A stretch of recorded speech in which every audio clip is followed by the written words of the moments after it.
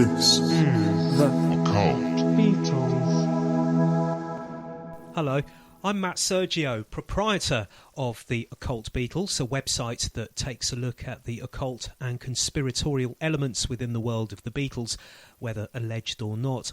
As I'm recording this, it's November 2023, and a few months ago, earlier this year, a book was published titled Dead Groovy. It's about the life and, more to the point, death of David Jacobs, a British-born lawyer whose clients included the Beatles and their manager Brian Epstein, who was also his friend.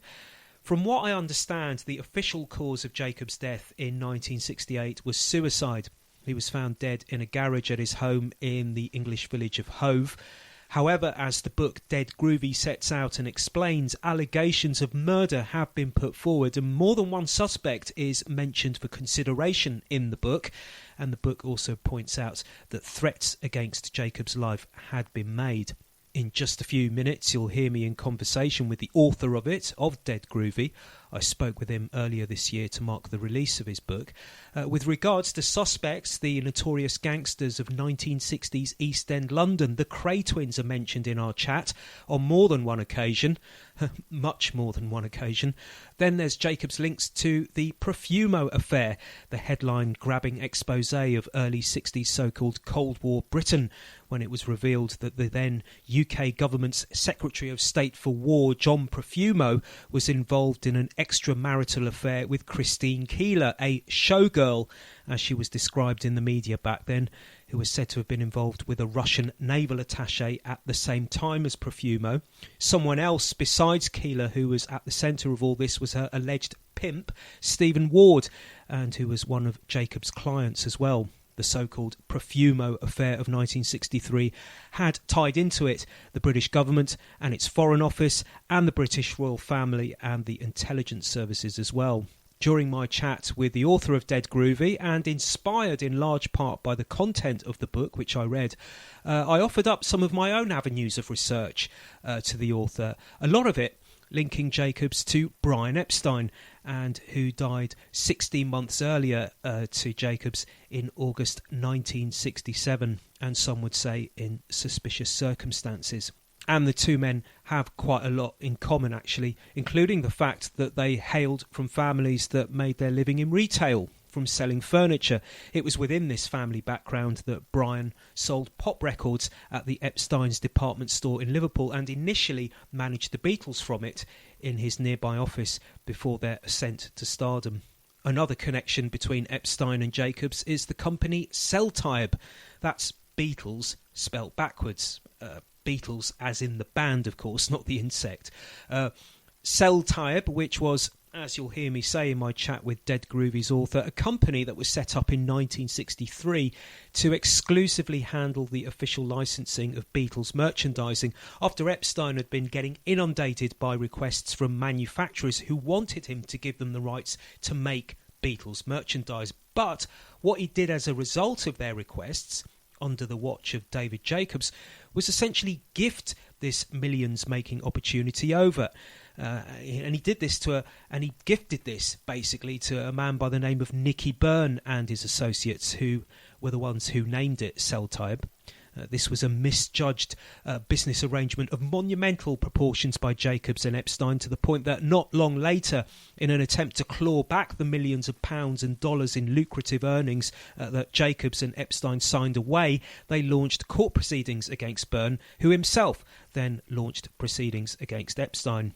Whilst this was going on, you'll hear me mention in my conversation with Dead Groovy's author, department stores that had arranged with suppliers who are said to have invested significant sums of money to sell Beatles merchandise in their stores, got jittery. The department stores got jittery once the court battles began between Epstein, Jacobs and Byrne, and as a result, the department stores pulled out. It's claimed some of these suppliers who'd lost out big time as a result of this pull-out then focused their anger towards Epstein. Could this be a factor in the alleged murder of Jacobs and indeed Epstein?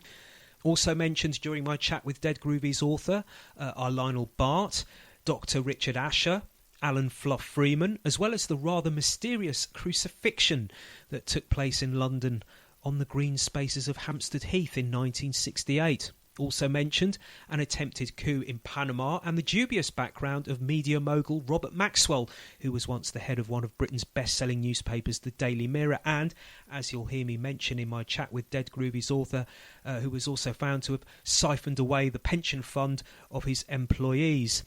Maxwell was announced dead after he's said to have fallen over the side of his yacht. His daughter, Ghislaine, of course, is now forever linked to Jeffrey Epstein. And it would appear, according to claims, that contrary to widespread belief, her relationship with Epstein didn't begin after her father's death, but before it. Maxwell does have a connection to Jacobs. And so then, let's get into it. Let's get into my actual chat with Dead Groovy's author. He has a background in journalism. He was a newspaper editor in the city of Birmingham, England. And, well, I'll hand over to him now and let him introduce himself. My name is Nigel Hastilow, and I'm a journalist by trade. I was editor of the Birmingham Post for a while, but admittedly that was about 20 years ago, and I've worked in various businesses ever since. I now write full-time rather than anything else, and I've written a number of novels, one about Marchmont Needham, who was the leading journalist of the English Civil War, and one about Eldred Pottinger, who led an invasion of Afghanistan, which came to a sticky end. But I have recently finished Dead Groovy, which is about, well, it's all sorts of things, but mainly about a lawyer in the 1960s. Yes, David Jacobs. Not to be confused with the David Jacobs, the BBC broadcaster from many years back. No, well, same era, really. So, yes, not to be confused. Yeah, same era, but different person. Yes.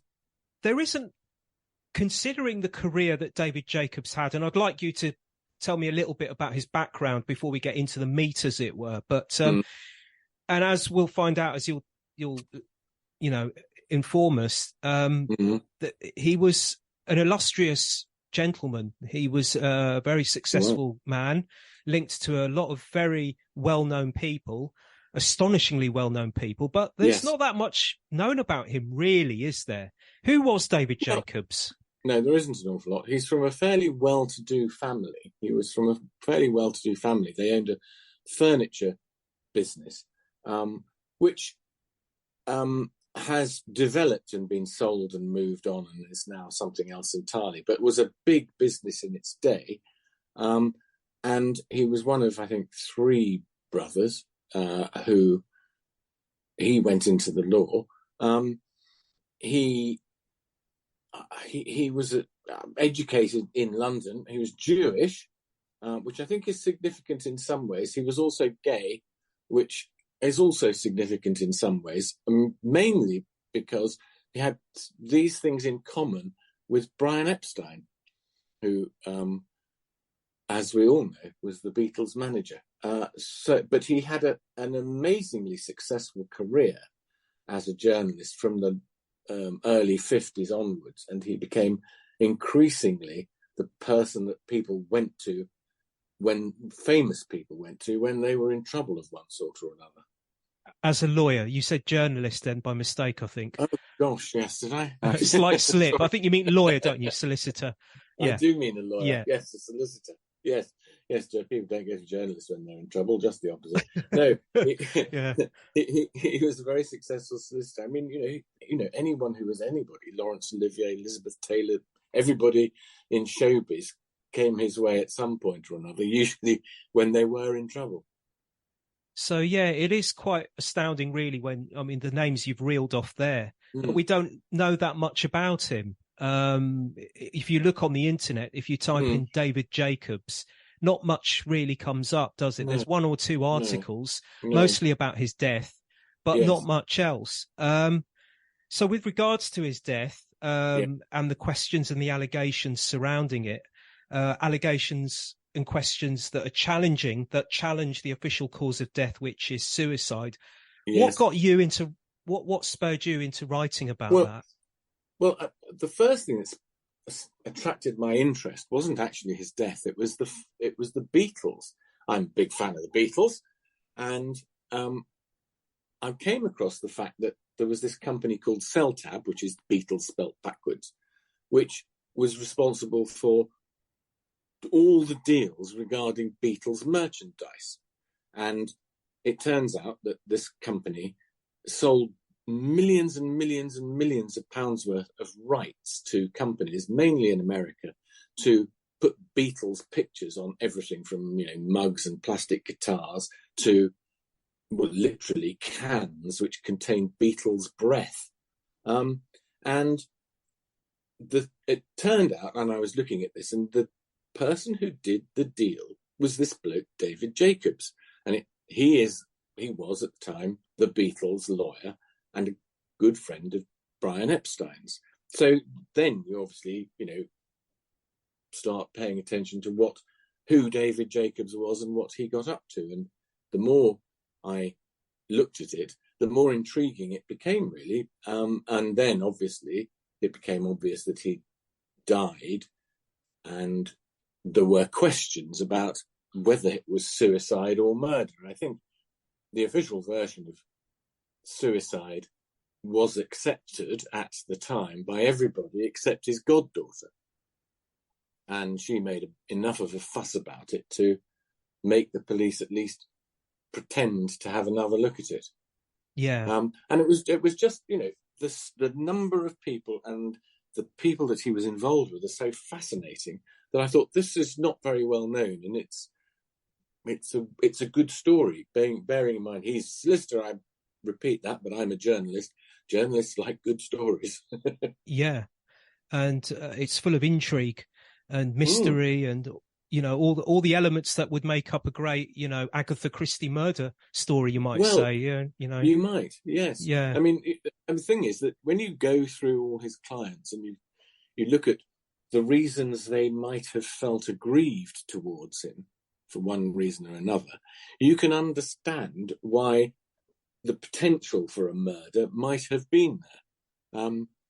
You don't represent the Cray twins without putting yourself at risk, one would have thought. And then he refused to represent them after they were arrested for murder, which was a brave thing to do. Yeah, that was in 1968-69, wasn't it? When they eventually went to jail for that, didn't they? They did, but not until after he was dead. But they'd been arrested. They were arrested in, I think, off the top of my head, about the May of 68, and he died at the end of the year. And there is, an argument that they were quite capable of having somebody killed, even though they were in prison. So it's possible, it's perfectly conceivable that they could have had David Jacobs killed on the basis that he refused to represent them.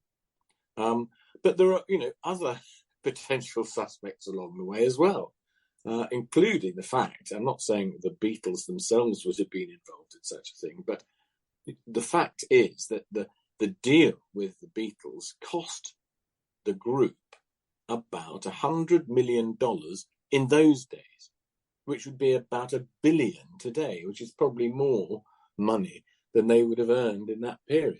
It was a mess up. It was a bodge up, basically, wasn't it? It was a right royal. It really was. It was a terrible, terrible thing, and they got taken for a fortune. And there were several court cases thereafter in which Epstein and Jacobs tried to win back some of the money that they'd lost. But by and large, actually, they didn't really succeed. Yeah, go for it. Yeah, go ahead. I was only saying Nicky Byrne, who was the main man running Celtab, took a case against Epstein in America and won a payout on the basis that Brian Epstein had tried to do deals himself after they'd signed the agreement with Celtab, and had deprived Celtab and Nicky Byrne, therefore, of an income that they were entitled to, and Byrne won. So, Brian Epstein, as we know, killed himself or died due to an overdose. At any rate, he may not have deliberately killed himself, but I think the official coroner's report or the verdict was alcohol and barbiturates, wasn't it? Yes, it was accidental overdose, in his but, home in but London. At the time, he was receiving treatment for addiction and all the rest of it, and apparently very unhappy. And one of the quite likely possibilities is that he was unhappy because his contract with the Beatles was coming to an end and he was going to get dropped. They didn't say that, certainly not afterwards, but I think it's reasonable to assume it might have happened. Yeah, there is this consensus amongst commentators, if you like, historians, Beatles historians, commentators, that he'd basically achieved what he could for the Beatles. He'd discovered them, if you like, in Liverpool. He'd found them a record contract with EMI, and he was very good at arranging things, like for example, live concerts. So when the Beatles were performing live between when he was in control as manager from 61 or whenever it was, or 1960, 61 till 66, when they stopped touring, he was very good at arranging the tours, making sure that they had limousines ready to pick them up and take them to the hotel, that there was no, he was very good at facilitating the hotel bookings to make sure that the Beatles had the right hotels to stay in at the various venues and locations around the world where they visited. He was very good at that kind of thing. But once the touring was going to stop, and did stop in 66, the consensus is, of course, that the Beatles were going to drop him because they didn't really need him anymore. They didn't regard him as being of any use anymore. Whether that would have happened had he lived and the contract would have run out is debatable, I suppose. It is. Well, it is. And they may have fudged it in some way, who knows. But certainly, I think he was certainly worried about it at the time he died. Yeah, there is anecdotal evidence, isn't there, from people who knew him at the time, who've since said that he was worried about that. The thing is, what surprises me about David Jacobs and this cell type saga, if you like, is that, so the story goes, Brian Epstein was getting inundated with these requests to get permission to allow people to license. They were looking for him to give them the permission to license the right, if you like, to go ahead with merchandising these various Beatle bits of paraphernalia. And it got to the point where people were there were merchandisers that were actually going out there and doing it without his permission. And it got to the point where he was so busy dealing with the Beatles, day-to-day affairs. The day-to-day affairs of the Beatles' fame, which in 63, when all this was going on with the merchandising, was skyrocketing. He just didn't have the time to deal with it. So what he did was he said to David Jacobs, "Here, David, you take care of this. Take care of the licensing, see what you can do about this." And what I find quite surprising for someone such as David Jacobs, who you've already mentioned was this go-to lawyer that everybody seemed to find to be so reliable and so adept, is he really messed up on the Celteb deal, because when it came to finding people who wanted to run the merchandising, he found this Nicky Byrne, and I think there were another 5 partners who were part of that collective. And so the story goes, whether it's true or not, David Jacobs said yes when Nicky Byrne and his colleagues said, "Okay, we'll take on this merchandising arrangement, but what we want is a 90-10 split, with the 90 going to us." And David Jacobs said yes, which is quite amazing. It is. It's astonishing. It's such a big mistake. It's hard to believe, really.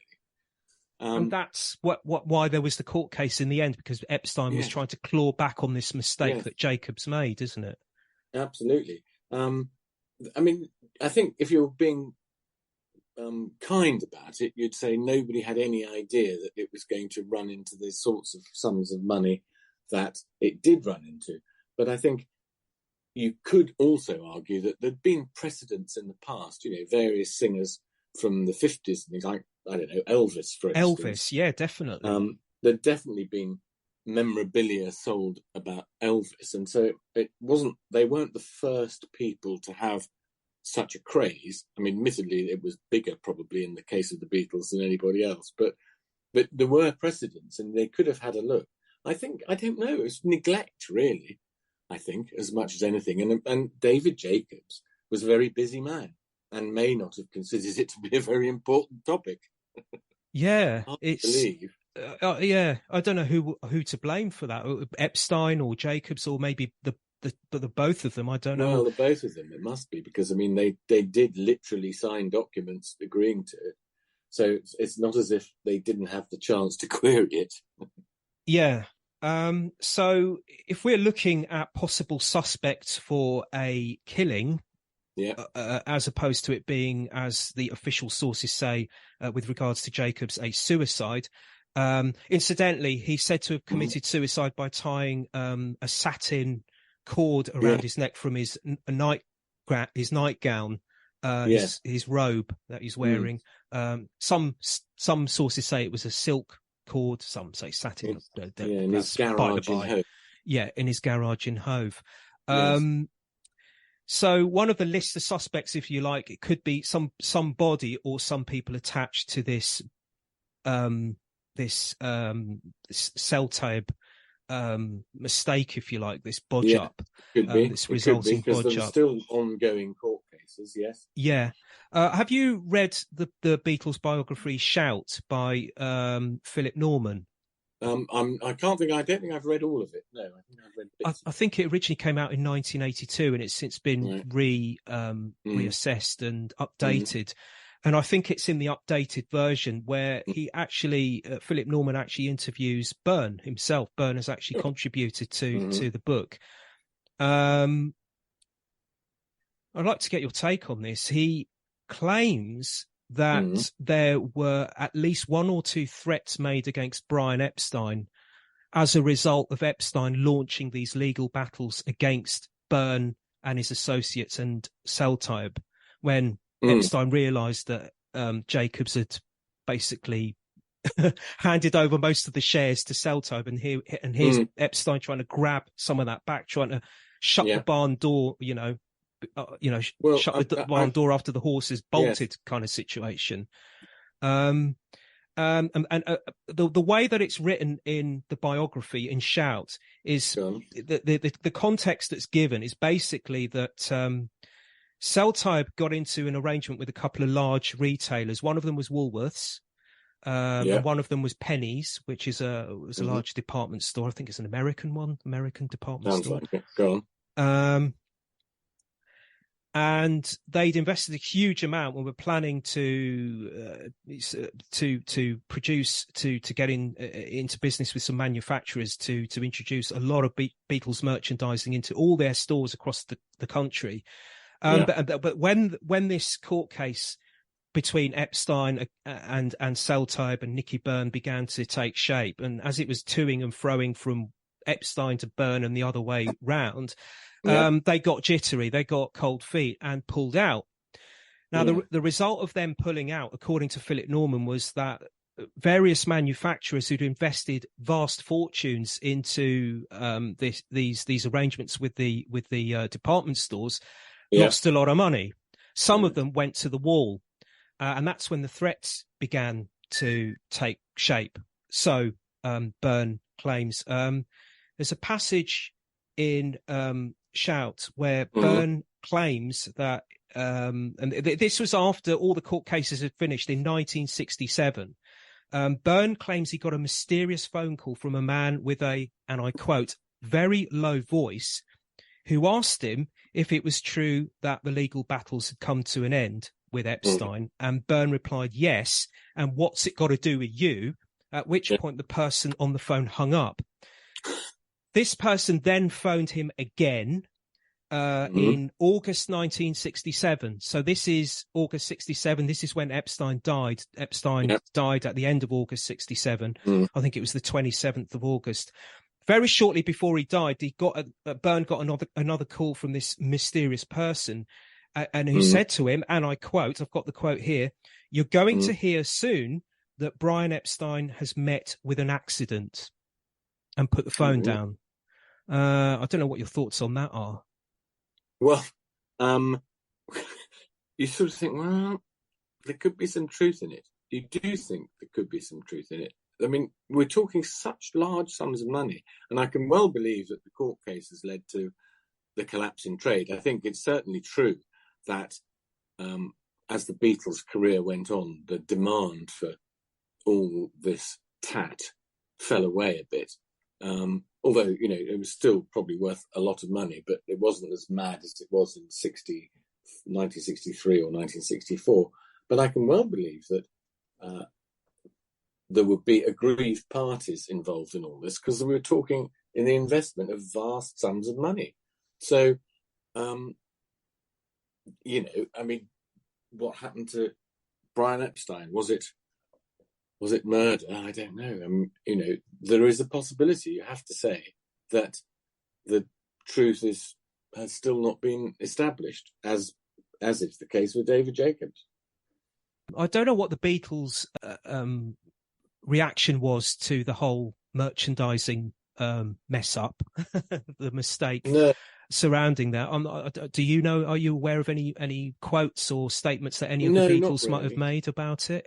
No, I think that I do know, because there are quotes, that they did think that Brian Epstein had not always been a great success in terms of earning money for them. Even in the contracts that he made with the recording companies, they weren't as good as the Rolling Stones, for example. Paul McCartney, I think, said he was, good manager of a furniture store in Liverpool, or words to that effect, which was a bit scathing. So I don't know specifically about Celtab that they said anything particularly angry, but they must have been aware of it. And I suppose, if you look at the way the Beatles and money were soon parted in the 60s, it may not have been such a big deal for them, because they seem to have an awful lot, and they seem to give an awful lot of it away to people who didn't deserve it. But I think one or two of them might have been a bit upset about it. Yeah, they did that with their company Apple, didn't they? They nearly went under when they formed that company Apple in 1967, 68. Employing all sorts of dubious people at that stage. Hangers on and all kinds. The reason I ask is because in the book, and I think you mentioned it very briefly earlier on, is that the Beatles are implicated in the death threats against Jacobs in your book, aren't they? I don't know how seriously you take that, whether you... I don't take it. Well, in fairness, these are implications made fictionally by Susanna Lee, who is the person complaining that the police are not investigating David Jacobs' death. So although they are allegations, and I think it's reasonable that somebody might raise such claims, I have no historical evidence to support them, if you see what I mean. Yeah, this is a good point, actually, to ask you about the book itself. It is written, although it's based on factual people by and large, and events that are alleged to have taken place or did take place throughout the 60s and earlier and onwards. It is written with through a kind of a fictionalized kind of manner, if you like, if that's the right word. So, I just wanted to ask you about that, actually. How much of it is fictional? How much of it isn't fictional? Because you do have this figure in it, this gentleman called Detective Constable James Luckhurst, who is the guy who investigates these allegations that Jacob's friend Susanna Lee brings to him. Yes. Because Susanna Lee... He is certainly a fictional character. Right. But if you... I'll tell you my thinking. My thinking was... Many of the events that are talked about in the book are public events. For instance, the Beatles going to America, or the trial of Stephen Ward in the Profumo affair, or the arrest of the Cray twins, and so on. And in all of these things, there are police officers involved. And it's not unreasonable to suppose that any particular given police officer might have been at most of these events.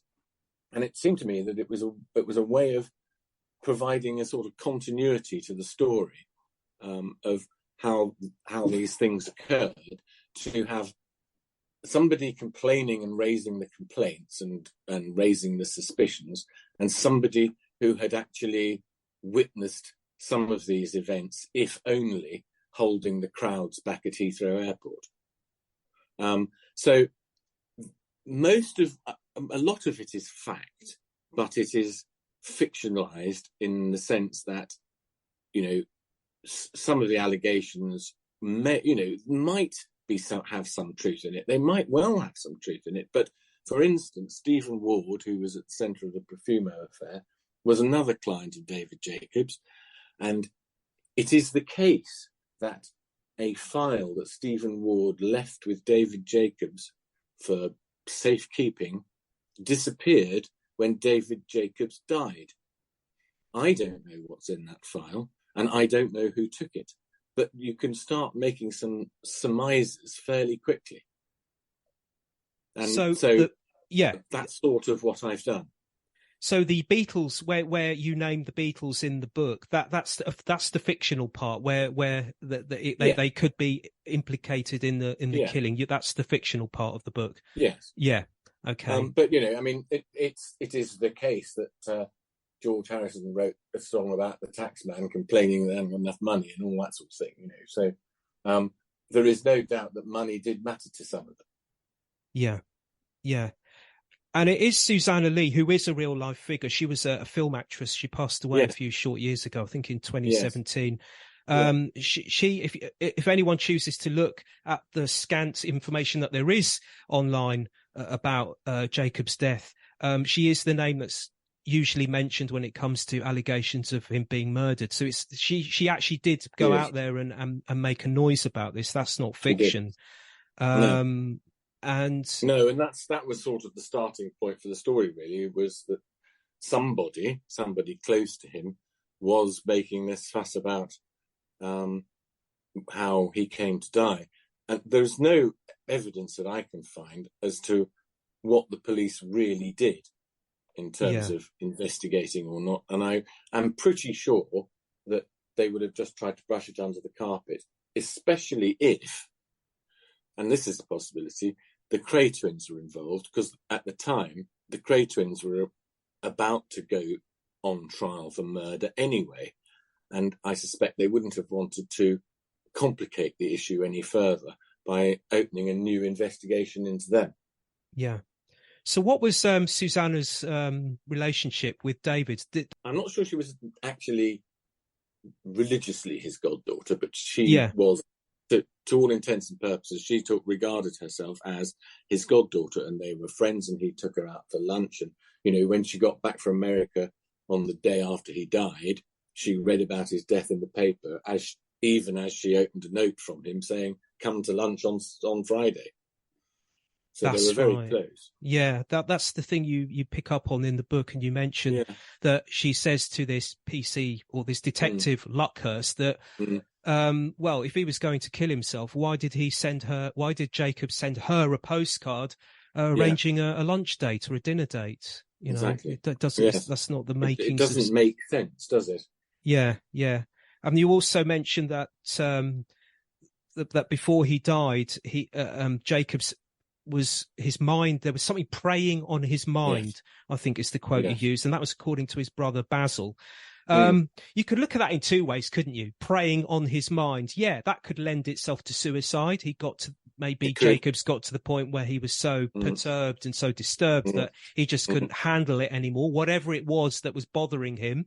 And he just chose to take himself out. But of course, you could also say that something was preying on his mind because he felt like he was in threat. Well, I mean, at the time, or shortly before, he gave a press conference in which he complained his phone was being tapped. Oh, right. Okay. He said his phone was being tapped by the Foreign Office because he was involved in trying to extradite some mercenaries from Panama, allegedly. Well, he was doing that, but that's supposedly why they were tapping his phone, to find out what was going on. But that may not be true either. And they may have been tapping his phone for other reasons. And, then you get back to the Stephen Ward file, which may have contained compromising information about senior figures, and which disappeared when he died. Yeah, because So, Stephen Ward was this society figure, an Yeah. osteopath, a society an osteopath for high society, if you like. I think the client list includes Winston Churchill, so it said Frank Sinatra, Elizabeth Taylor. He was also part of the Thursday Club, which was this loose kind of collective of people who would meet for drinks and God knows what else behind closed doors.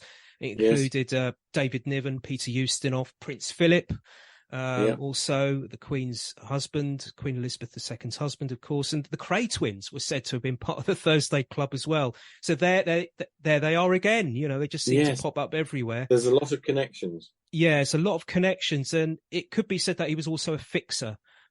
He would be the man that high society would go to. His high society friends would go to, for example, for if they wanted a woman for the night, or indeed a man for the night. So that would be fair, yes, and but there is also a suggestion he was also working for MI5.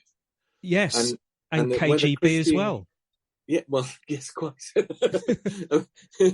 All of the above. Yeah. And so, when Christine Keeler was having an affair with the Minister of War, John Profumo, and a Russian spy, she was working for Stephen Ward, as it were, but was she actually working for the Russians, or was she really working for the British and getting information for the British from the Russians? I think unlikely, but possible. Yeah, Keeler, I think in one of her autobiographies, said that she claims that Ward had asked her to get secrets off Profumo, nuclear defense secrets. She claimed that Ward was working for the KGB, but there are also, claims that he was working for MI5 as well. Yes. But it could be that he was just playing one against the other. I mean, it could just be that he was looking for profit. Liked a good time. Yeah. He wanted a good time, and he could just use the information wherever and whenever it was good for him, not for the good of communism or capitalism per se, but for the good of him. He could just take the information. That's probably the most likely.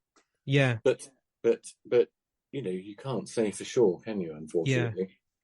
And then, as you say, he was also a sketch. He was a talented sketch painter, and he painted sketches of Keeler and also Prince Philip as well. And it's been suggested that perhaps one or two of the sketches that he took of Prince Philip, I think it's been suggested that he took one or two sketches of Prince Philip that were of him in, let's say, embarrassing circumstances, and that these could have been used for bribery. So, do you know what happened to those documents that went missing from Jacob's safe that Ward gave him? No, I don't. But if you took one scenario, you could say that the secret services were trying to retrieve compromising documents, maybe including these pictures that you just talked about, and either they took advantage of his death to get hold of them, or indeed engineered his death in order to get hold of them. You could argue. I mean, I don't know, but it's a possibility. There is an allegation that was put out a few years ago, not that long ago, actually, and it was to do with Anthony Blunt, the Cambridge-educated KGB spy, who was I think he was the Queen's art curator, wasn't he? Yes. There is this allegation, I don't know if it's ever been proved, but that he actually was sent out by the royal family. It might have even been by the Queen or Prince Philip himself to grab hold of one and to buy one of those sketches of Ward's where apparently Prince Philip is in an embarrassing situation. And Blunt was actually called to go and buy this sketch and bring it back and get it locked away or destroyed or whatever happened to it. There's also another allegation. This is unfounded, but I'll throw it to you and see what you think. It's quite possible.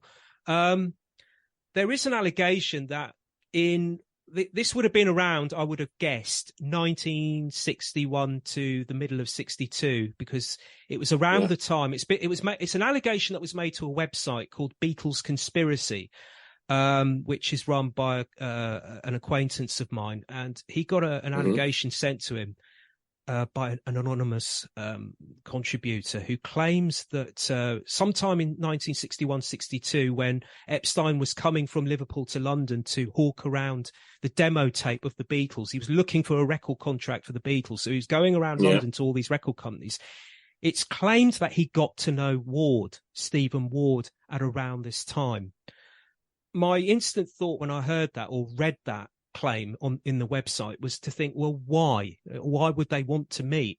But it could be that what with Ward being this fixer, it could possibly be, and we're talking, of course, in a day and age when homosexuality was illegal in England.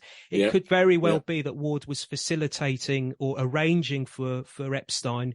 Epstein might have heard through the grapevine, or Ward might have heard through the grapevine, that Epstein was looking for young men, let's say, and Ward presented himself as a facilitator for that, offered up his services. So it could just be that Ward was there to do that. Maybe that's why they met. But yeah, it's an unfounded allegation. But it would certainly have to be possible. Although you see, you could, if you were thinking about Stephen Ward and Brian Epstein, David Jacobs could have made the introduction. Oh yeah, because he, both of them were clients, and that would make some sense as well. Yeah, I'm not sure. You'd have to check the dates, but I think that is conceivable at least. And there's no doubt that David Jacobs sponsored an East End boys club, which sounds all quite innocent, and well, it probably did in those days. And in fact, the Beatles played a charity concert in aid of the East End Boys Club that Jacobs sponsored, but doesn't sound quite so innocent these days, does it? No, not really. No, not in this day and age. No. And there's no doubt that there was a lot of activity going along in the gay scene in London in that era, and not all of it quite seemly. Yeah, this is the thing, and there are, it's especially when you get the Krays thrown into this, because there are allegations, of course, that the Krays were involved in paedophilia as well, arranging boys to be, taken to parties and all of that. And I was just looking at my notes here. Don't know what to start with actually, because I was going to go back to Epstein's death. Apparently, so we're told, what happened was he died in his bedroom, and the door was locked. And the door had to be broken down. There's various witness accounts of what happened that day. It depends on who you ask what happened on the day that he was discovered dead in his bedroom. But the main consensus is that the door was locked. It had to be kicked down, and it was apparently kicked down by his doctor, who was called by one or both of Epstein's house servants, live-in house servants. The doctor was called over. He kicked the door down. He went inside, and Epstein, according to most or all of the accounts, was lying dead in his bed. You say in the book that Jacobs was there. He turned up. He was one of the first, or the first, to turn up on the scene, basically to do a clean-up operation as well there. Yes, I think there's no doubt about that. I think that's what he did. I think David Jacobs took away as much any sort of incriminating evidence as he could before they told anybody, family or the Beatles or anybody, or even the police, I think. What sort of incriminating evidence do you think they would? Do you have any idea? I mean, I imagine it's drugs. I imagine it would be mostly to do with drugs rather than anything else. Yeah. But there may have been documents as well of one sort or another. I mean, he was in bed, apparently, sort of working when he was found.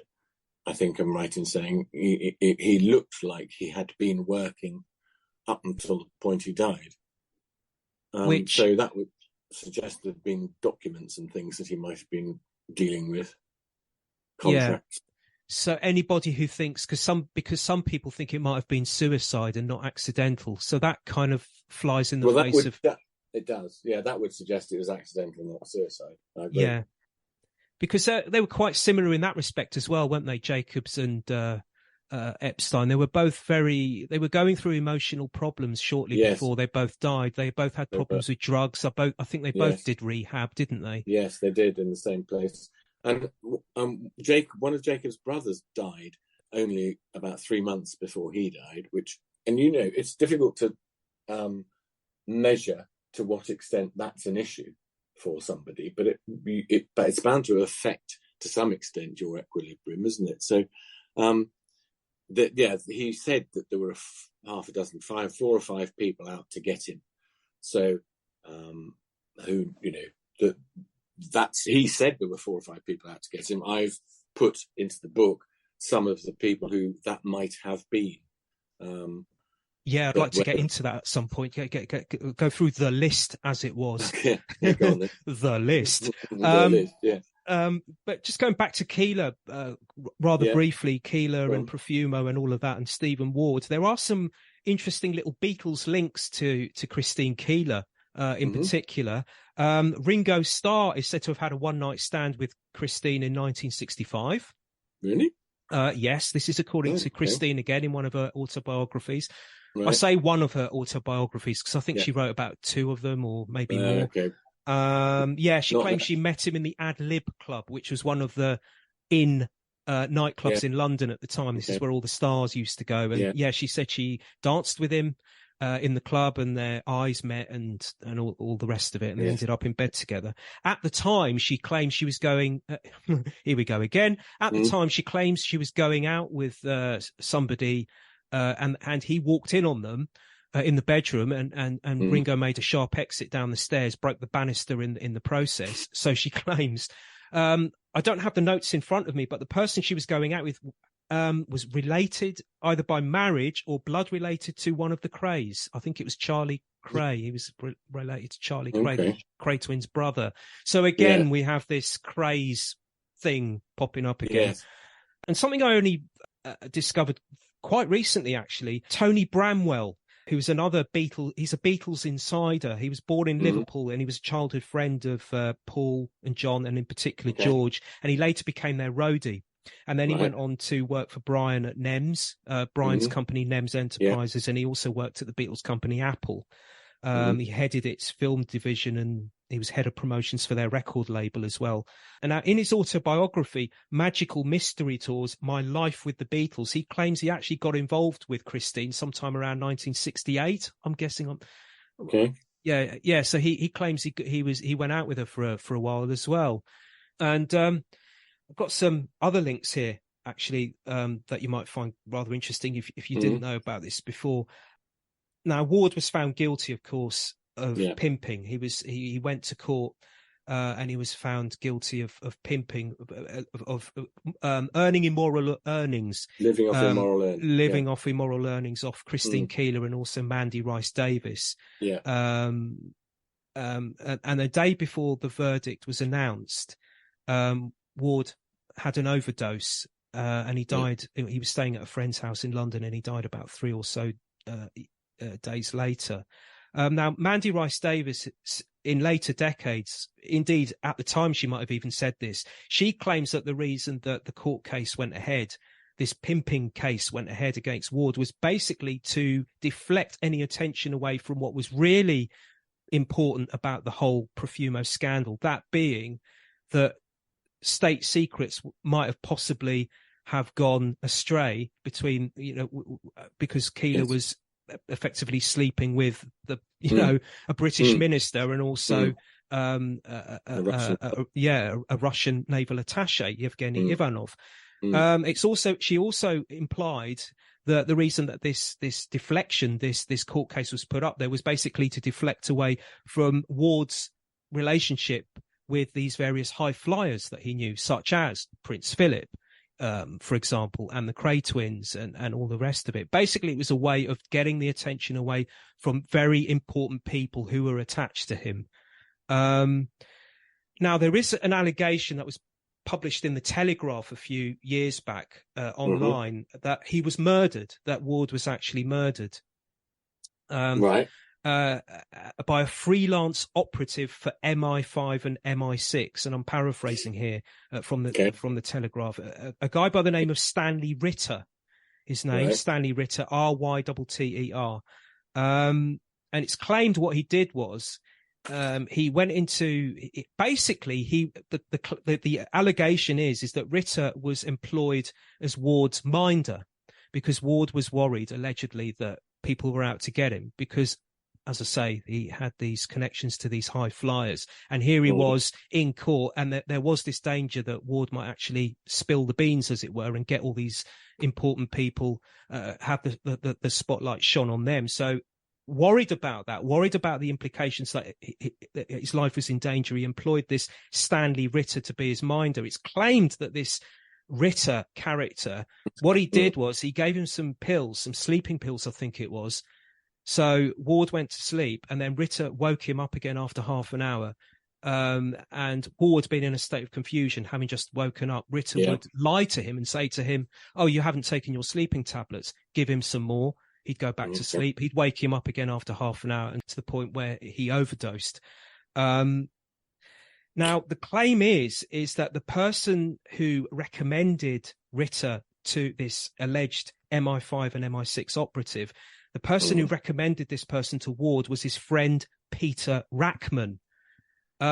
Yeah, Peter Rackman, the notorious figure of 1960s London, who was nicknamed the slum landlord of London, of course, because the flats that he rented out were akin to hovels. So it said damp-affected rooms, and he also played little tricks where if tenants went into rent arrears, he would put dead rats in the tenants' beds to scare them off. And he had menacing-looking minders that used to go around to collect the rents and all of this.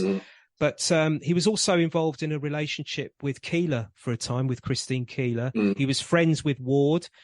He was also involved for a long time with Mandy Rice Davis. And there is an allegation, again unfounded, that he actually had a tape recorder under his bed when he was with Mandy Rice Davis. Now, why would you want a tape recorder under your bed unless you're going to be recording pillow talk, perhaps? I mean, you wouldn't put a tape recorder under your bed if you're going to play music. But he died in November 1962, just a few months before the Profumo scandal hit. And I suppose you could say that maybe it was made to be that way. It said he died of a heart attack, but it could be argued that maybe, it's quite fortuitous, let's say, that he died when he did. Otherwise, he might have had a lot to say had he been alive when the scandal hit. Now, the thing is that he used to run a club or own a club called the El Condor Club, which I think is in Wardour Street in London, if I'm not mistaken. And it's a place where Mandy Rice Davis frequented, also the Craze again. As someone who used to be a manager at the El Condor Club was Nicky Byrne. Yes. It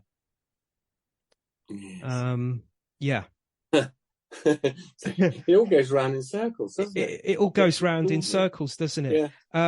And so if we get to this list, the list of names, now apparently, and this is actually true, you mention it in your book, and I know your book is part fictional, but this part isn't fictional. In Ward's nightgown or robe or whatever it is he was wearing, in his pockets he had scraps of papers, didn't he? David Jacobs, yes. David Jacobs. Yes. He had scraps of paper with names of prominent people on them. Now that's true, isn't it? That is true. I knew that there were bits of paper in his pocket with names on them, and I know that the police investigate, or at least I know supposedly that the police investigated those names. What I don't know is what those names were. So,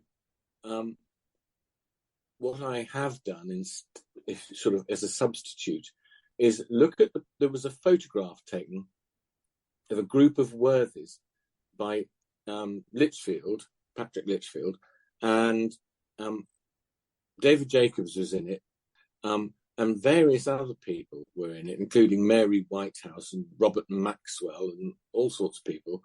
And so, for the purposes of fiction, those were the names in his pocket. In fact, those people were photographed with David Jacobs for a portrait for the National Portrait Gallery of people who didn't want Britain to join the common market. But the fact is that, you know, they were closely linked with each other and knew each other. What is now, for younger viewers, is now common market, now known as the absolutely, yes, the EU, the EU, yes, of course. Yes, of course. So the names that I was going to ask you this actually, the scrap of paper that we do know exists, the names that you cite in your book, they're names that's part of the fiction. Yeah? Yes. Yeah, it is part of the fiction. I mean, you have a look around and you think, well, there's probably something much more compromising than I've managed to find in research, but I don't know what it is. So for the fictional purposes, it's a list of names who are prominent that he was associated with, and who therefore he might have had a list of them in his pocket. One of those names, and I didn't know, was he associated with Dr. Richard Asher, who was the father of Jane Asher, who was involved in a lengthy relationship with Paul McCartney in the 60s. I think they went out with each other from 1963 to 68. Was Dr. Richard Asher a client of David Jacobs? Well, that's a good question, and not that I'm aware of, I don't think, but I know that I'm trying to think what connections there may have been. I think there may have been some sort of connection, but not that I'm aware of, no. Because I know there's various suggestions about what Dr. Asher may or may not have been involved with, aren't there? Yes. There are some allegations that he was, again, I'm citing this website again, the Beatles conspiracy website. It's another anonymous accusation that's been made. I think there's actually a blog as well where somebody's written a lengthy, like a mini novel, if you like, or a mini history book online about all of this, the goings on of the 1960s. But it has been alleged that Dr. Richard Asher was a general practitioner, basically. But he was also specializing in hypnotism. And I think in the 1950s, well, I know, because you can actually find it online. He penned a journal, published a journal called Respectable Hypnosis, in which he stated that he'd practiced hypnosis on his own patients to great success. Now, there is this anonymous accusation that's been made by somebody who claims that they were paid as a youngster to take part in experiments in London with Asher, also Dr. Emmanuel Miller, the psychiatrist who was the father of Jonathan Miller of Beyond the Fringe. Oh, right, yes. Also, if I remember rightly, who was the other one? William Sargent. That's right, Dr. William Sargent, who's been linked to the CIA mind control program MK Ultra. Apparently, according to this allegation, this person who was paid to be a human guinea pig was subjected to subjected to kind of mind control experiments with drugs in the 1960s, LSD, cannabis, all the rest of it. And this was partly supported by the British police, and the aim of it, so this anonymous person claims, was to see what the effects of drugs were on young people. It's weird stuff, sure you know. A certain amount of that stuff definitely did go on, didn't it? Whether Asher was involved, I suppose he might well have been. You know, they thought there would be therapeutic value in some of this stuff. I've got a cell tape link actually concerning Asher. If you remember, I mentioned earlier that there were 6 partners, business partners in Celltape. There was Nicky Byrne, there was John Fenton was another name that rings a bell. There's also Malcolm Evans, but not the Malcolm Evans who was the Beatles roadie. This is a completely different one. Not Mal Evans, who also died in, some might say, rather suspicious circumstances in the 70s. Yeah, he was shot dead by police. Now, there was another member of that collective who was a partner. Now, Dr. Richard Asher, his wife Margaret, her maiden name is Elliot, and she's a right. descendant of the Earls of St. Germans. Yeah.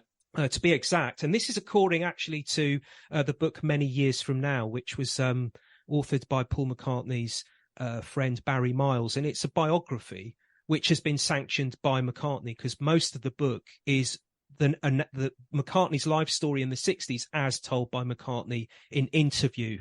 And okay, to paraphrase from that book, her father, Margaret's father, was the Honourable Edward Granville Elliot, who was the brother of the 7th and 8th Earls of St. Germans of Port Elliot, St. Germans, in the English county of Cornwall. Right.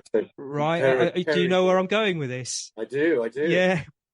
Yeah. And that's one of the Lord Peregrine Elliot, indeed, resided at his ancestral home, Port Elliot in Cornwall. So it would appear that Lord Peregrine Elliot was a partner in Cell-Type, this company. No, he was. Yes, he was. Yeah. So Brian Epstein was effectively suing. This whole court thing that was going on involved one of the Ashes' relatives. Now, whether McCartney or indeed the Ashes were aware of this at the time, it's very strange, isn't it? Well, it is strange. And you'd think they might be. But no one's ever mentioned it, have they? I've never heard the Ashes, Jane Asher or McCartney. I don't think, I'm not aware of them ever mentioning that. No. It's just, again, like you said before, is all these weird. It's a very small world. It's a very small world, which makes you wonder. It can't be that small by coincidence. You get to the point where, come on, what's going on here? Yeah. And then again, you've got Dr. Richard Asher, who again, we have this story of suicide. He is said to have committed suicide. I think it was in late April or early May 1969. So this is like some 5 or 6 months after David Jacobs was said to have killed himself. David Jacobs died in December 68. Yeah. And the weird thing about the Richard Asher, his suicide, he was found dead in his basement in his house in Wimpole Street. The strange thing about that is he was reported, according to some reports you can find online, actual newspaper reports that you can actually find.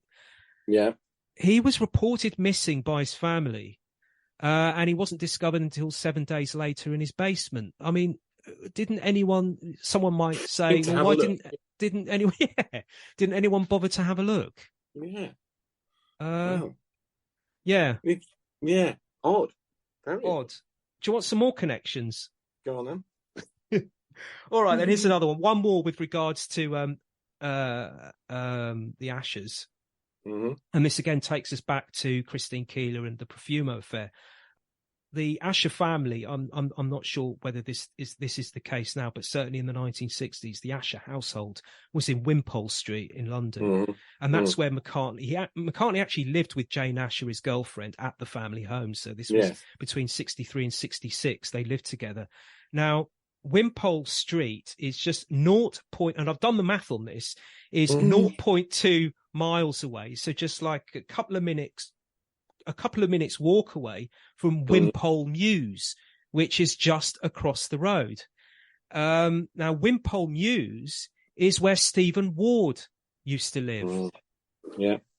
And this is where the Profumo scandal actually went mainstream in the headline press.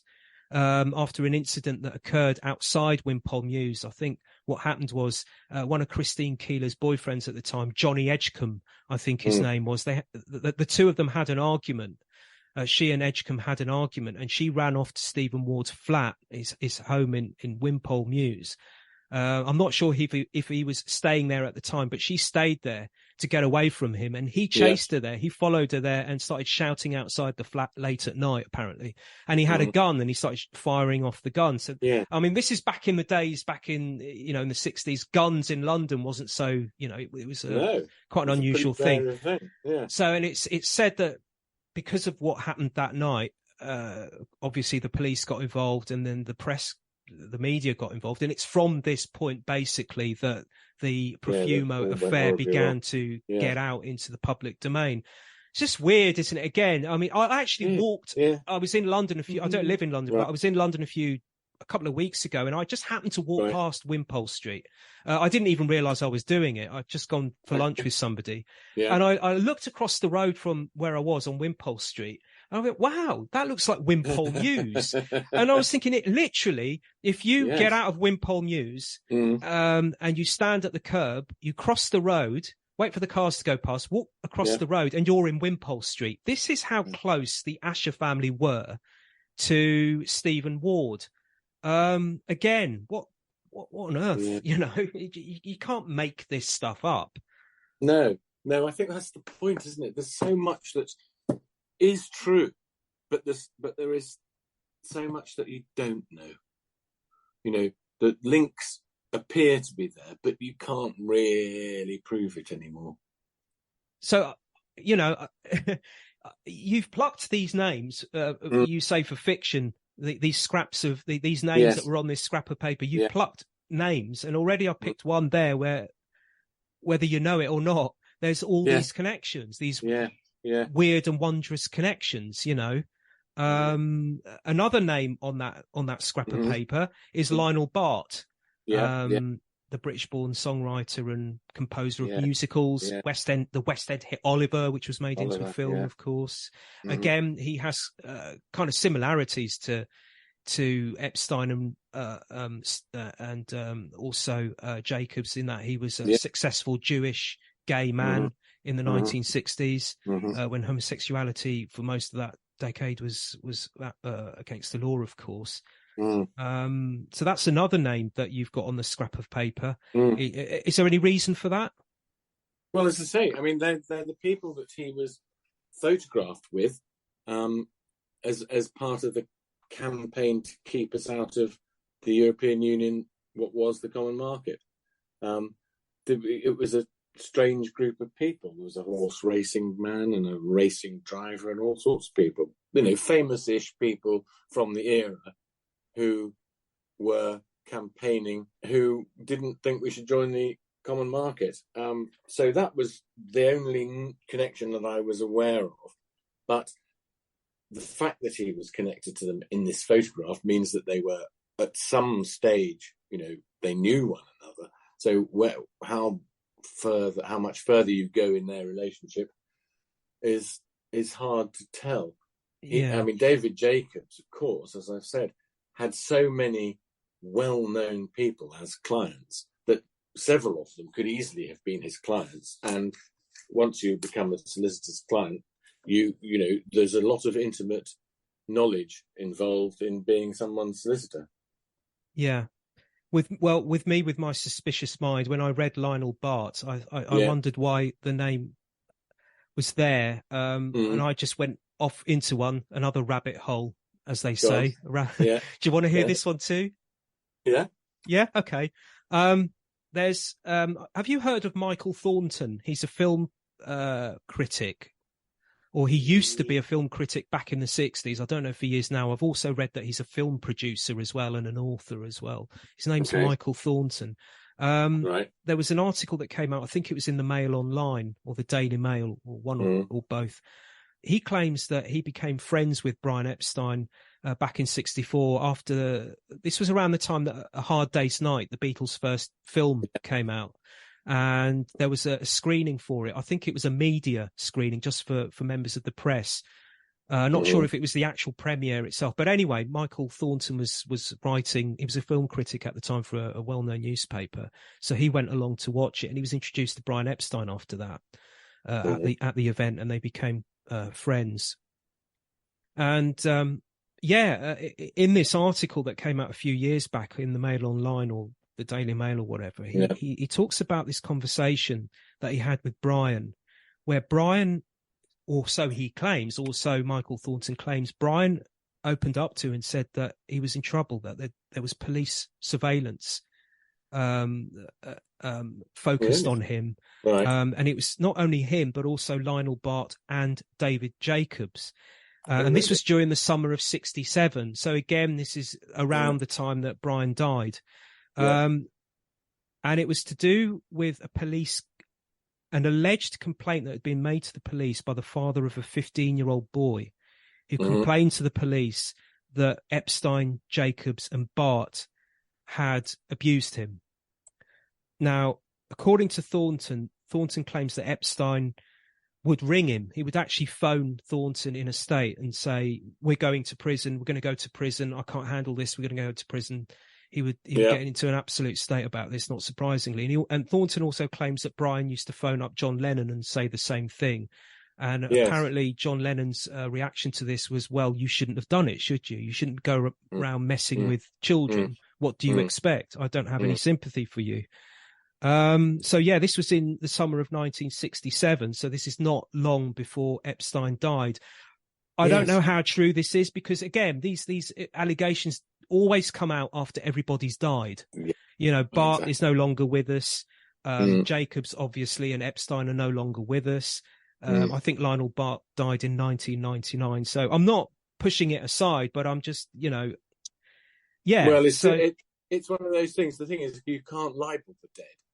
And so you can produce allegations about what they've been up to posthumously, which you couldn't possibly say while they're still alive, because they could have sued you for libel. But, once they've gone, I suppose arguably they're fair game, which is difficult because you then have all these allegations and you can't tell whether there's any truth in them. And there's no way of proving it in the case from the sake of having a court case.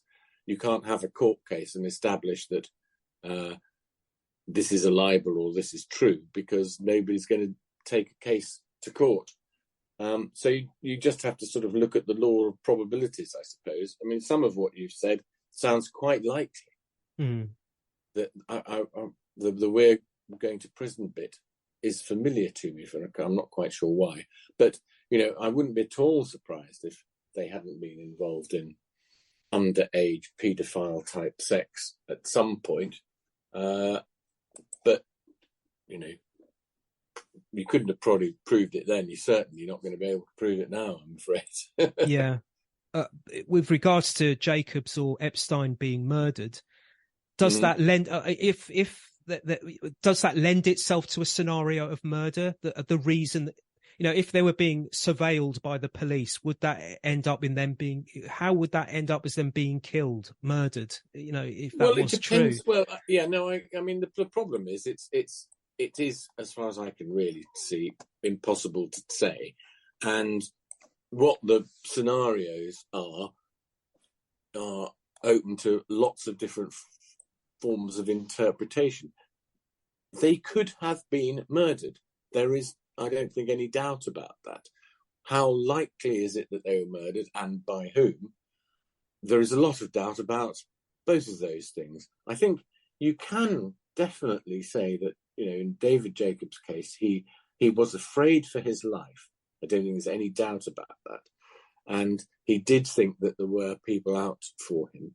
And there are a number of candidates who might have been engaged in wanting to get rid of him for lots of different reasons. And that would include, theoretically, the state.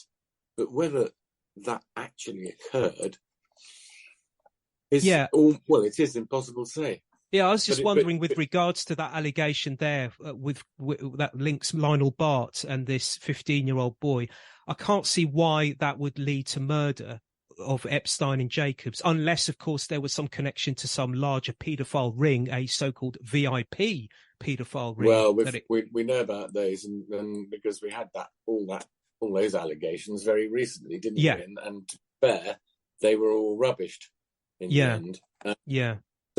So it's, you'd like to think that is not the case, but it could also lend itself to suicide. That they did actually kill themselves, because if they were scared that they were going to go to jail, then they might have just thought, well, I might as well just take myself out of this. Yes, I still think that in Epstein's case, I'm pretty sure it was an accident. But you can't be sure, but my instinct says it was an accident. In David Jacobs' case, I'm not so sure. But okay, you can't prove it wasn't suicide. Yeah. You can't prove he was murdered. So I've sort of left it in the air in the book a bit. Yeah. But I think, which is a good thing, I think, from my perspective. I think it's good that you're leaving the reader to make up their own mind about it. Where whereas you're not being preachy. You're not standing on a soapbox and saying, "Hey, look, reader, this is the way it is, and this is the way you've got to see it. And if you don't, well, then you're not very bright, are you?" That kind of, I'm not a big fan of that kind of, way that people write books and articles. And I like to be left the space and to breathe my own breathe my own air. What you need in that book, it sort of presents you with some various options and possibilities, and you can take away from it what you will, because it could have been any number of people, or it might not have been anybody at all. But it was a deliberate act. Obviously, it wasn't in Epstein's case. If it was probably an accident. In David Jacobs' case, it clearly wasn't an accident. You can't hang yourself the way he did, by accident, can you? Yeah. Do you know the exact circumstances of how he's said to have hanged himself? How did he get the cord around his neck and then put it on the beam in his garage? Did you know? Was there? Did he stand on a chair and then kick himself off it, or how did it? How was that done? My assumption is that that's what he must have done, but I don't know that. And again, I haven't ever found any suggestion that somebody helped him. If somebody had been there with him, there might have been some suggestion of it, but there isn't. Although, having said that, there were people in the house. Was it his mother and his boyfriend stroke gardener. Right. Okay. Because you say in the book, you state in the book that according to the police, it couldn't have been murder because someone would have heard something. They would have heard a commotion or noise or sort of banging or whatever. Well, that would be an argument, yes. Yeah.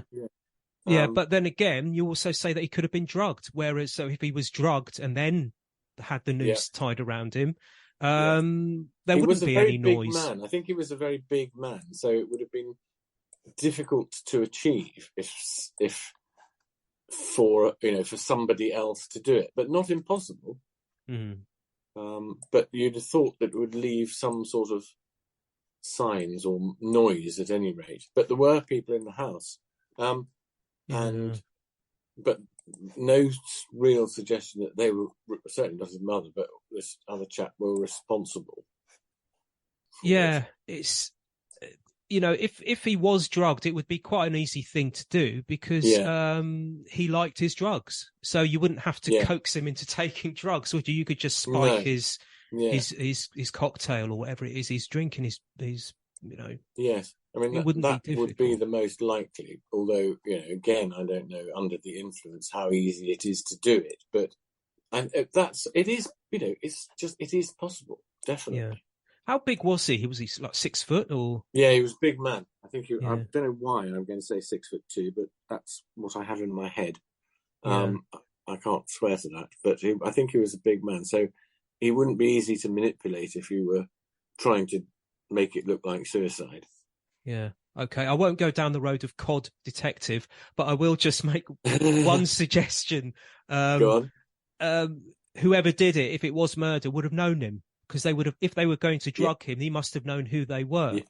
Yeah. No, I don't think there's any doubt about that. That's because he's such a big guy. He's going to be a challenge to fight off. You've got to know him to be able to get close enough to him to do the deed. Otherwise he's going to hit you. He's going to lash out. And it's going to hurt. I think that's definitely true. Okay, well, I'll throw one more name at you, okay, from the scrap of paper, from the list, okay? Because I've looked into this name as well, so I'd like to get your thoughts on it. The other name is Alan Fluff Freeman, the BBC Radio 1 DJ of the 60s and beyond. Yes. Right, not off. So, again, since he's passed away, there have been allegations, and some of them unfounded, others not, that he was a predatory paedophile. There was an allegation that came out shortly after Jimmy Savile died, I think it was, by a gentleman who chose to remain nameless. He actually went to the police and made a formal complaint about this. He claims he was sexually abused in 1964 when he was 11 by Freeman and Jimmy Savile. He claims what happened was he was in his swimming baths. This 11-year-old was in his swimming baths in London. And there was a fight that broke out in the swimming baths. And as the fight was going on, this man, fully dressed, came up to the 11-year-old boy and introduced himself. An actor, a film actor by the name of Victor Beaumont, a German actor. I think he appeared in 1 or 2 war films. I think Where Eagles Dare is one of the films that he appeared in. Yeah. The war film. So he introduced himself to this boy and basically said to him, "Look, I think it's best you leave here because it's getting a little bit, it's a little bit dangerous. Let me, a bit scary. Let me get you out of here." So he took him into his car, and the boy, who is now this adult, claims that he was assuming that the man was going to take him to a bus stop to drop him off so he could go home, but he didn't. He took him to his flat in Maida Vale in London. And I'm pretty sure that Alan Freeman had a flat in Maida Vale in London. Yeah, he did. Yeah. Well, Maida Vale is an interesting. You mention it in the book as well, don't you? Yes. Well, because there's also the people who were involved in the crucifixion case. Yes, I was going to get on to that. Lived in Maida Vale. That's right. Well, just to sign this off, apparently what happened was this boy was taken to this flat in Maida Vale, which could well have been Freeman's flat, because Freeman was there, according to the allegation. What happened was the guy took him into the bedroom, locked the door, and then after a while, Beaumont walked into the room with Alan Freeman and Jimmy Savile, and they all raped him. So this may be a good point actually to go on to the crucifixion, the so-called crucifixion that took place, because Freeman, you mentioned Freeman's name in the same breath as it were in the book with regards to this crucifixion. Yeah, can you tell me a bit more about that? Well, it's a very curious case again. What happened was that one morning on Hampstead Heath, 4 blokes turn up. One of them is nailed to a cross, and the cross is hoisted up on a tree. One of them is taking photographs. One of them is hammering in the nails, and one of them is keeping lookout. And they get caught by the park keeper and arrested by the police. And there is there's lots of arguments. For instance, the question of, is it illegal to have nails hammered into you if you ask to have them hammered into you? And the answer is it is in certain circumstances. But the police initially were interested in David Jacobs as somehow connected to this incident, and having presumably decided he wasn't directly connected to the incident, Jacobs then went on to become the defence lawyer for the people who took part in it. And that's all very curious. And how he came to be linked to it and what these people were, why they were doing it, is a matter for great speculation. Bloke who had the nails hammered into actually only his hands, not his feet as well, as I understand it, didn't bleed, which is weird. But he subsequently claimed this was sort of a message from God, and he got the Archbishop of Canterbury to pay attention to it and so on. But there is another interpretation, at least, which is that they were trying to make some sort of masochistic porn enterprise.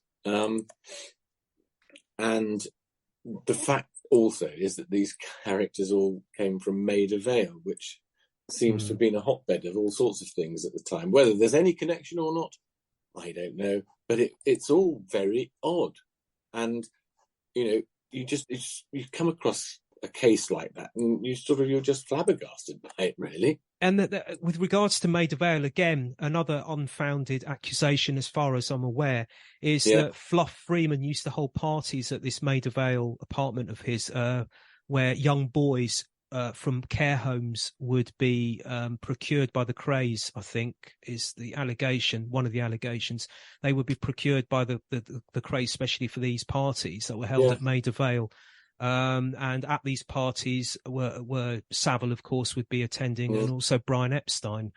And David Jacobs, no doubt. And David Jacobs, again, unsubstantiated. I've seen no proof about that, but no. So how does Freeman? So you mentioned Freeman in the book with regards to this crucifixion. Do you think he might have had something to do with this crucifixion thing if it was a sadomasochistic thing? Well, my theory was that it was another of David Jacobs' clients did make porn films, and my theory is that it was all being done on his behalf. So I don't think Alan Freeman probably had much to do with it, in fact. But it's odd that all these people are connected and they all lived in the same area and so on. Yeah. But I don't think that's not sort of high on my list of suspects, as it were. The maker of the porn films, is that Anthony Tenzer, the film producer? Yeah. Didn't he used to run a cinema, didn't he, in London in the 60s, which screened sex films and films of nudies, if you like, nude films and horror films that you wouldn't see anywhere else. You had to like sign a membership. You had to be a member to get into this cinema. No, I think that's right. Yes. I think so that's the implication is that, as you say in the book, that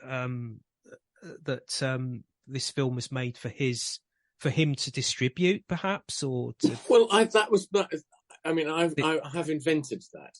Right. So the crucifixion, the crucifixion I have not invented. Yeah. But the idea that he might have been filmed for Tenzer to put into a cinema showing, or for private viewing, Yes, doesn't seem unreasonable to me, because they were taking pictures and so on, so they certainly wanted somebody else to see it. Yeah. And Tenzer was a client of David Jacobs, and if you're into that sort of industry, I imagine that you can go to various extremes. Yeah. I think it's as likely as anything else, really. Put it like that. Tenzer also produced a couple of early Roman Polanski movies. Probably if I'm not mistaken, a couple of movies, the first English-speaking movies by Polish, if I'm not mistaken, Roman Polanski, the 1966 black comedy thriller Cul-de-sac, and also the 1965 horror thriller Repulsion. He also produced the 68 horror Witchfinder General, starring Vincent Price. Also, The Blood Beast Terror, starring Peter Cushing in 1968. So he didn't just screen nudie films in a small cinema in London. No. He was involved in some major, fairly respectable. Yes, fairly respectable. Yeah. And I did notice that one of the films that he produced, called The Pleasure Girls from 1965, starred none other than Susanna Lee. Really? Oh, I didn't know that. That's interesting. Well, there we go, round and round in circles again. As I said at the beginning, I'm still quite surprised, really, that we don't know more about David Jacobs, his life story, given who he was connected to. Not only the Beatles and Brian Epstein, but all these other celebrities and high flyers, and we really don't know that much about him. With regards to Susanna Lee and her very real, certainly, as I said earlier, it's not fiction that she went out to try and put forward this theory that he perhaps was murdered, that Jacobs was murdered. So how come we don't hear more of her and her allegations? Because she was quite a successful actress, wasn't she? She starred alongside Elvis Presley, Tony Curtis, Roger Moore, if I'm not mistaken. So how come we haven't heard more about her and her allegations, with regards to Jacobs? Well, I don't know. I don't know the answer to that. You do have to bear in mind and it does mention this at the end of the book, that when Elvis died, she said that was murder as well. So she may have been that way inclined, as it were, looking for a conspiracy where none necessarily existed. Necessarily, but maybe maybe there was a conspiracy and she was correct. I don't. There's still allegations over the way Elvis died, which suggest that it may not all have been quite as straightforward as we're told. So she could be right. I mean, unfortunately, I don't think her career didn't last, and she didn't maintain her high profile from the 60s into later life. In fact, I think she was a bit hard up later on in her life. But I don't know. Once you've made the claims and made the allegations, and people have told you to shut up and stop being so stupid, as it were, there's nowhere else to go unless you can persuade people to keep investigating it, which she tried to do. And there must have come a point from her point of view where she'd done what she could, and she'd been given the brush off, and there was not much else she could do. You can't go around shouting the same thing from the rooftops forever. So she would have had to have shut up and got on with it, I suppose, eventually. Yeah, because I was going to say that the strange thing that I've noticed from the allegations that have been made in support of David Jacobs being murdered, and the allegations mostly coming from Susanna Lee, there are actually other people aside from yourself as well, people who knew Jacobs at the time who've put forward these allegations. What I've noticed about the allegations that I've found online that are said to have come from Susanna Lee, and there's the key, that's the clue I've just basically said, are said to have come from her, haven't actually come from her. I haven't actually found any documentation or online, if you like, of her herself stating this herself from her own mouth. It's quite strange in that respect that we, I was wondering with regards to your research into the book, when you were looking at the facts of what surrounds David Jacobs and his death, was it easy for you to find information, and how did you find the information that you found? Did you have to go digging beyond the internet, go look at, well, no, I mean, newspaper records or anything like that? I did look at newspaper records.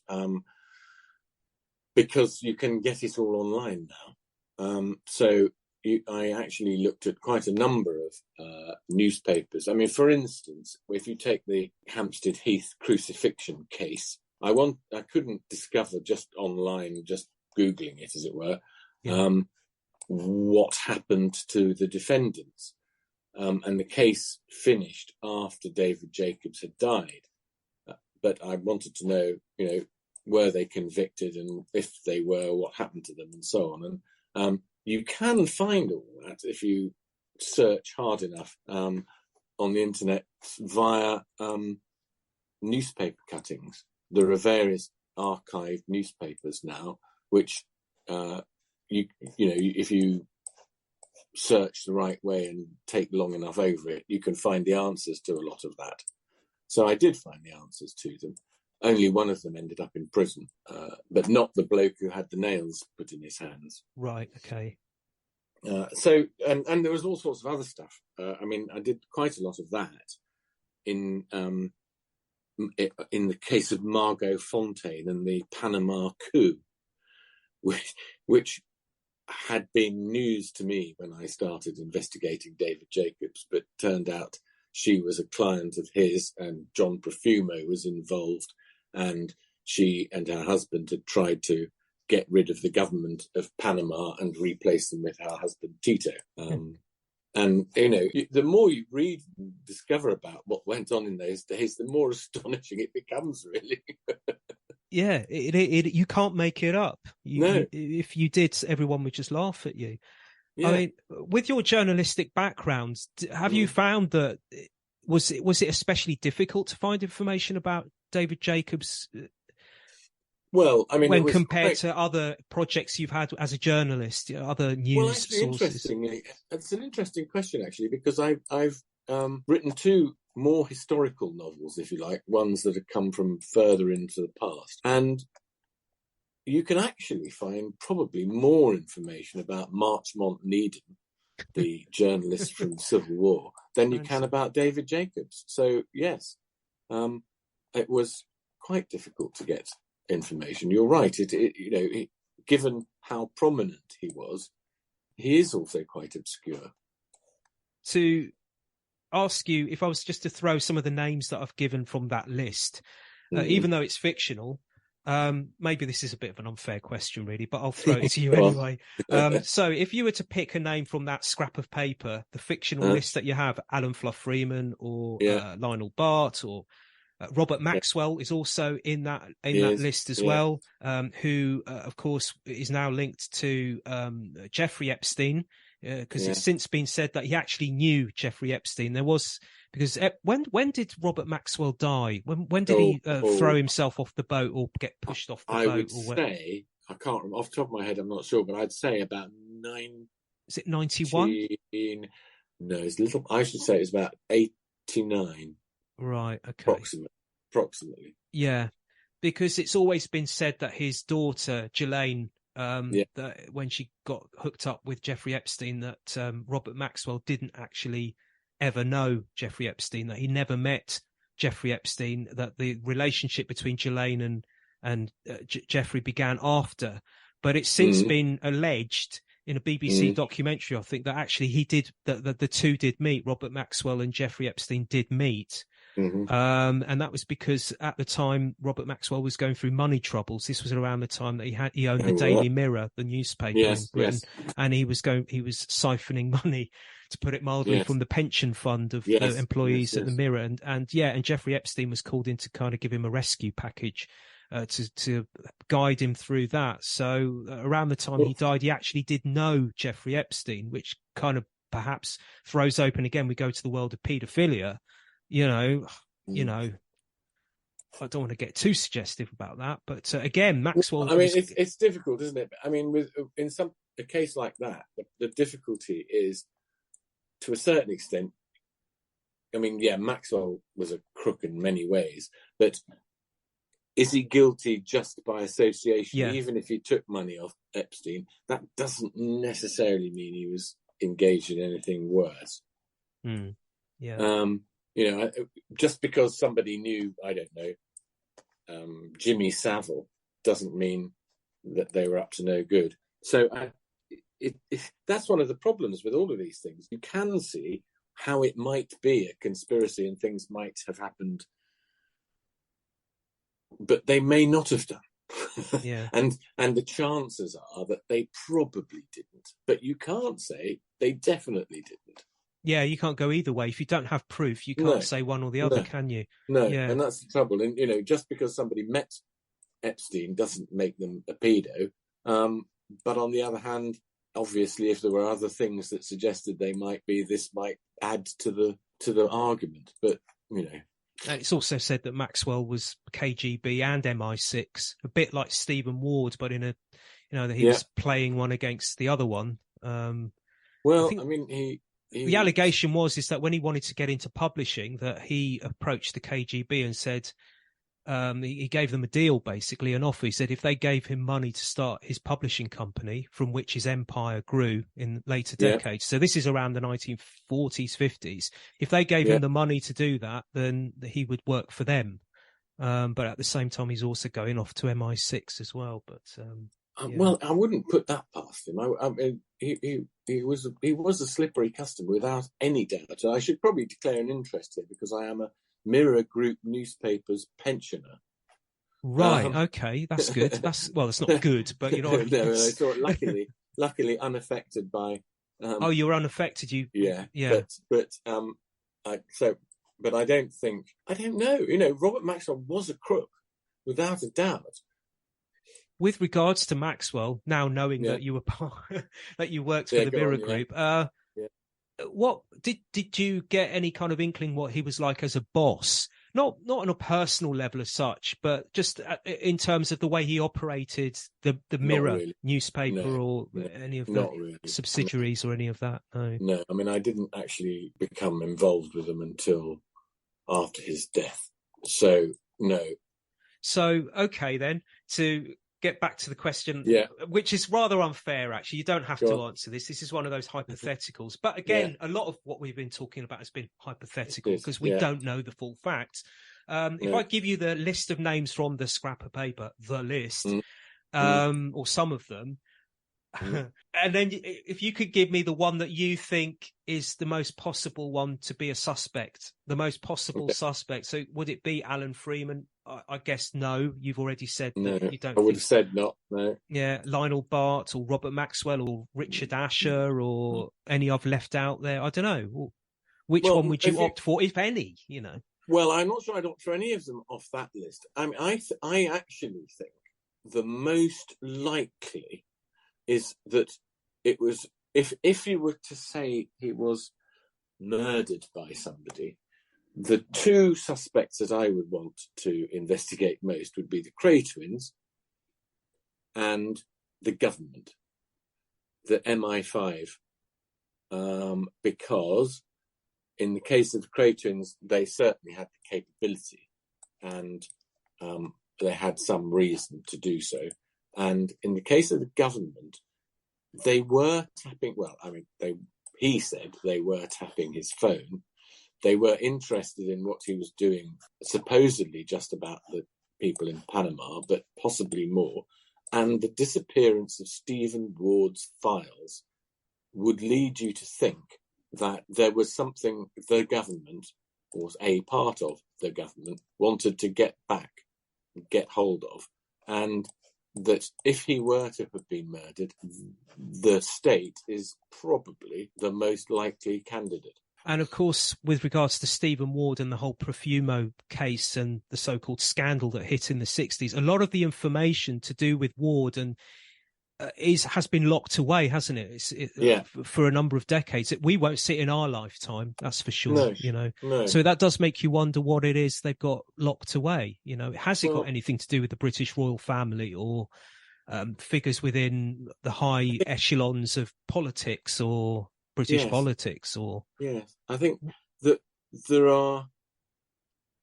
there is enough to make you think that something might have been afoot and not quite right about it all, and that this was, they wanted something from Jacobs which they could only get by getting rid of him. Sounds a bit far-fetched, but you're asking me who I think did it, and if I was to say, that's probably where I would go. Yeah. And it might also lend itself, if Ward was happy to hand over these documents for Jacobs to lock away in a safe, maybe that does lend itself to Ward actually having killed himself. If you could say, well, he's going to hand these papers over because he knows he's going to end his own life and he wants the documents. But then again, if he was going to do that, he would have left express instructions, wouldn't he, with Ward to say, with Jacobs to say, well, after I die, in the event of my death, I want you to do X, Y, and Z with these documents. But there doesn't seem to be anything that we know about with regards, to support itself to that. So that scenario. So, okay. Well, thank you very much for your time. I hope I haven't That's all right. Inundated you with too much information because I read your book and I just went off on my own little search. Well, it's interesting, and I'm interested in the things that you've come up with. So that's good. Thank you. And hopefully, people who read it will maybe get the same kind of impression as well. They'll leave them with the same impression. Maybe they will think, oh, wait a minute, this name looks a little bit iffy. I know a little bit more about this name. Yeah, well, you never know. I mean, it may provoke some further information to come. Yeah, because it's open-ended, isn't it? That the ending, there is no, that you don't end the book by saying the killer was or could have been. I did think about doing that. Yeah, and I thought, no, I can't do that because it would be wrong to do that because I don't know the answer, and I'm not going to. I mean, I could have, because it's all fiction and they're all dead, and you can't libel the dead. I could have invented an answer, but I thought, no, why not just leave it open, because that's the truth. Yeah, So, And just before I go, I just want to mention one more thing about the craze. I don't remember if we actually mentioned this in detail. Well, what was Jacob's relationship exactly with the craze? They were clients of his, were they? They were, yeah. They were. He, to start with, I can't remember the actual date, but about 1965 they were arrested, and he represented them, and they got off very quickly. And at that point, was that with regards to, was that an assault that took place, or I seem to remember that it was based. I mean, that's an American expression, but the expression racketeering is a they were booked for that. And he got them off, and at the same time as he got them off, the police were told to lay off them and let them get on with it. And most of the police did do that, but not all of them, obviously, because that's how they ended up getting caught in the end and arrested and convicted and jailed. But David Jacobs played a part in getting them off at that point. And when they were arrested for murder later, he was asked to represent them. I mean, demanded, as it were, and said he wouldn't. Presumably because he'd known enough about them to know that this was not a wise course of action. But anyway, he refused to represent them, and there is every reason to suppose they would not have taken kindly to that. And although they were in prison at the time, I think you could argue quite reasonably that they could have engineered his murder had they chosen to do so. Sure. They are definitely suspects. Yeah, just because they were in jail, it doesn't mean the business enterprise Craze Inc. Is going to stop. And certainly there's been stories. There were stories, or there's been stories since where they started up a bodyguard firm as well, where they would hire out bodyguards for so-called celebrities. VIPs. I think Frank Sinatra was one of their clients. You could hire their security firm to supply people with bodyguards. So it's certainly, business certainly didn't stop for the craze. That's for sure. No. Why would they have let David Jacobs say no to them? Very courageous thing to do. Well, it is actually, and you do think that? Oh well, why he must have been very nervous about doing so, because they were so well known and dangerous at the time, and everybody knew they were. And maybe that's what was preying on his mind, quote unquote. Well, it could easily have been. Yes, it could easily have been. Which is why I say if it wasn't the government, it was the craze, probably. And so one of the craze on his deathbed, and I think this was actually filmed, confessed or said that there was at least one more killing that they took part in, but they never gave a name of who that person was that they killed. So that's open, since he said that on his deathbed, I think it was, all sorts of theories have come out, who that could have been. There'd be all sorts of options there, wouldn't there? Yeah. I suspect David Jacobs is probably low down on that list of possibilities, but that's the question also of are they confessing to actually killing them themselves or ordering a killing? Because I think if they were involved, they didn't do it themselves; they ordered it. Yeah. But they may have done. Okay, well, if anyone wants to get hold of the book, what's the best and easiest way to do that? Amazon. Yeah, it's on Amazon. Amazon. That's the best and easiest way of getting hold of it. Yeah. It doesn't take long to read either, does it? No, it doesn't. It doesn't. Have you found since it's come out that more and more that you've introduced more people to this man, David Jacobs, that they wouldn't have heard of before? Oh, I think so. Yes. I mean, he, as you rightly say, I mean, he's not well known at all. And whenever I introduce him or talk about him, it's not the DJ. Because the bloke from the 60s called David Jacobs is the disc jockey, and no one knows about the other one. which is surprising, but given his career and all the people he worked for. It's mind-blowing. Amazing. Well, thank you very much for joining me and taking your time. Well, thank you for asking me. No Thanks. problem.